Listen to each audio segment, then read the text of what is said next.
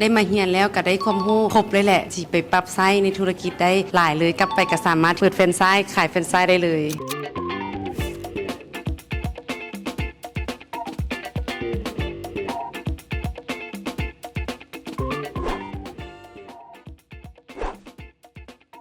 เลยซื้อเทย่า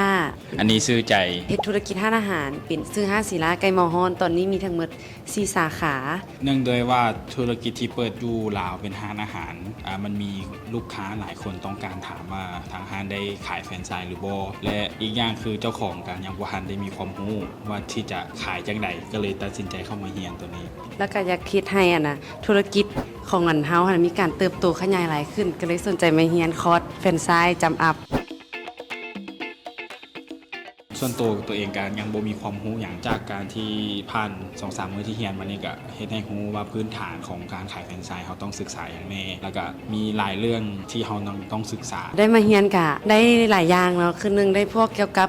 การคิดรายค่าแฟรนไชส์หรือว่าเฮาสิเอาธุรกิจของเฮาไปต่อยอดแฟรนไชส์แบบใดแล้วก็เรื่องการเรียนเอกลักษณ์กฎหมายต่างๆคือคอร์สนี้สอนได้ครบเลยบ่ยากและก็บ่ง่ายมันขึ้นกับการที่เฮามาศึกษาคันเฮาพอรู้พื้นฐานอย่างต่างๆธุรกิจมันก็ดำเนินต่อได้บ่มีความรู้คือกันเนาะ2 มื้อนี้ได้มาเรียนแล้วก็ได้ความรู้ครบเลยแหละแล้วก็สิไปปรับใช้ในธุรกิจได้หลายเลยกลับไปก็สามารถที่จะเปิดแฟรนไชส์ขายแฟรนไชส์ได้เลย